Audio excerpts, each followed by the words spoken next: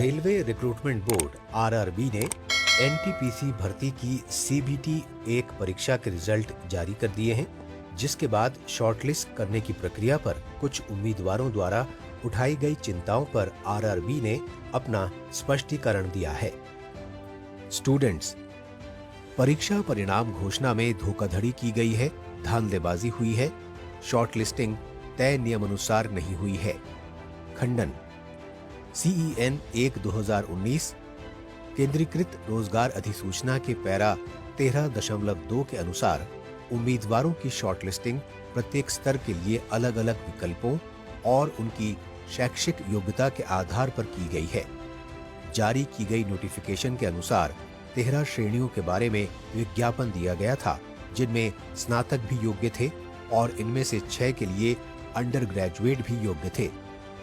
इन 13 श्रेणियों को 7वें केंद्रीय वेतन आयोग के वेतनमान स्तरों यानी स्तर 2, 3, 4, 5 और 6 के आधार पर 5 समूहों में बांटा गया था और प्रत्येक श्रेणी के लिए भर्ती की चरणवार प्रक्रिया पहले ही CEN के पैराग्राफ 13.6 में स्पष्ट रूप से बताई जा चुकी है। प्रत्येक उम्मीदवार पात्रता की शर्तों के तहत इन सभी या 13 श्रेणियों में से किसी एक को चुनने के लिए स्वतंत्र था। हर लेवल में 20 गुना रिजल्ट निकाला गया है और एक लेवल में कोई भी रिपीटिशन नहीं है। स्टूडेंट्स, उम्मीदवारों का आरोप है कि नोटिफिकेशन में कहा गया है कि CBT 1 क्वालिफाइंग एग्जाम होगा और रिक्तियों की संख्या के 20 गुना उम्मीदवार CBT 2 के लिए शॉर्टलिस्ट किए जाएंगे। खंडन। पहले चरण की CBT सभी उम्मीदवारों के लिए एक ही थी, जबकि अधिसूचना के पैराग्राफ 13.2 में स्पष्ट रूप से कहा गया है कि दूसरे चरण की CBT में कठिनाई के विभिन्न श्रेणीबद्ध स्तरों के साथ प्रत्येक समूह यानी स्तर 2, 3, 4, 5 और 6 के लिए अलग परीक्षा होगी।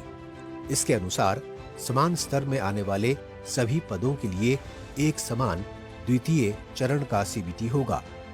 इस प्रकार से अगर कोई उम्मीदवार पात्र है और उसने एक से अधिक स्तरों शैक्षिक योग्यता के अनुसार का विकल्प चुना है, तो उसे पैराग्राफ 13.6 में दिए गए नियमों के तहत प्रत्येक स्तर के लिए संबंधित दूसरे चरण की CBT में उपस्थित होना होगा।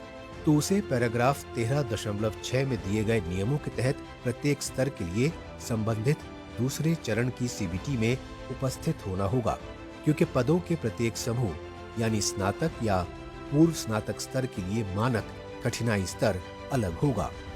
स्टूडेंट्स, 7 लाख रोल नंबर नहीं, 7 लाख उम्मीदवारों की शॉर्टलिस्टिंग होनी चाहिए। खंडन। ये नहीं कहा गया था कि 7 लाख अलग अलग उम्मीदवार दूसरे चरण CBT के लिए योग्य होंगे, क्योंकि दूसरे चरण में 5 अलग अलग स्तरों की CBT होगी और एक उम्मीदवार की योग्यता, पात्रता और विकल्प सूची के आधार पर दूसरे चरण की CBT के लिए एक से अधिक स्तरों के लिए शॉर्टलिस्ट किया जा सकता है। 7 लाख रोल नंबरों में से एक रोल नंबर एक से अधिक स्तरों की सूचियों में हो सकता है। स्टूडेंट्स, आरआरबी ने 20 गुना के बजाय महज 4-5 गुना ही उम्मीदवार शॉर्टलिस्ट किए हैं। खंडन। रेलवे के रूल के अनुसार 10 गुना ही लिया जाता था। इस बात को ध्यान में रखकर ही इस अधिसूचना में 20 गुना का प्रावधान किया गया था, जिससे कि ज्यादा से ज्यादा लोग रिपीट होने के बाद भी आए। नोटिफिकेशन के पैरा 13 में विस्तृत रूप से अधिसूचित रिक्तियों के 20 गुना की दर से लघु सूचीकरण स्तर पदवार किया गया है। सूची में लगभग 7 लाख रोल नंबर हैं, जो लगभग 35,000 की अधिसूचित रिक्तियों का 20 गुना है। अगर यूनिक नंबर देखा जाए तो भी ये 10 गुना से ज्यादा है, जो कि रेलवे के नियम के अनुसार है। स्टूडेंट्स, पहले 10 उम्मीदवार एक पद के लिए संघर्ष करते थे, लेकिन अब एक उम्मीदवार 10 पद के लिए संघर्ष करेगा। खंडन। फाइनल रिजल्ट में 35,281 अधिसूचित रिक्तियों की मेरिट लिस्ट होगी, जिसमें 35,281 अलग अलग उम्मीदवार होंगे और किसी भी उम्मीदवार को एक से अधिक पदों पर नियुक्त नहीं किया जाएगा, अतः कोई पद रिक्त नहीं रहेगा तथा एक कैंडिडेट को एक से ज्यादा जॉब नहीं मिलेगी। स्टूडेंट्स, कुछ उम्मीदवारों को एक स्तर से अधिक के लिए क्वालिफाइड किया गया है। खंडन, प्रत्येक स्तर में ग्रेडेड कठिनाई स्तर को रखते हुए अलग अलग द्वितीय चरण की सीबीटी होगी। एक उम्मीदवार को अगर उच्च स्तर की सीबीटी के लिए सूचीबद्ध किया गया है, उसे निचले स्तर की सीबीटी में उपस्थित होने से वंचित नहीं किया जा सकता है यदि उम्मीदवार अन्यथा योग्यता में आ रहा है तो। स्टूडेंट्स, कट ऑफ बहुत ज्यादा है। खंडन, कट ऑफ नॉर्मलाइज्ड अंकों के आधार पर तैयार किए गए हैं जो सामान्य रूप से असली अंकों से अधिक होते हैं।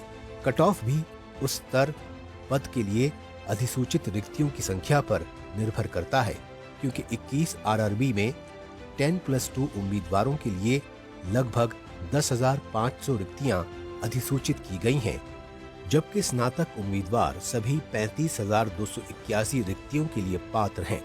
10+2 के लिए कट ऑफ जहां स्नातक उम्मीदवार पात्र हैं, इसीलिए 10+2 के लिए कट ऑफ नॉर्मलाइज्ड स्कोर के आधार पर स्नातक उम्मीदवारों की तुलना में अधिक रहा। स्टूडेंट्स, स्नातक एवं 10+2 स्तर के पदों के लिए पात्र होने का अनुचित लाभ स्नातक उम्मीदवारों को मिल रहा है।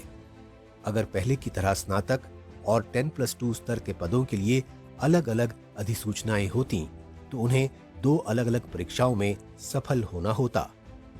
खंडन, समय और ऊर्जा बचाने के लिए स्नातक और 10+2 स्तर के पदों के लिए भर्तियों का एकीकरण किया गया है। साथ ही सीबीटी 1 की परीक्षा के लिए 10+2 का स्तर रखा गया था ताकि 10+2 स्तर के छात्रों को नुकसान न हो और केवल सीबीटी 2 में ही अलग अलग स्तरों के अलग अलग मानक होंगे।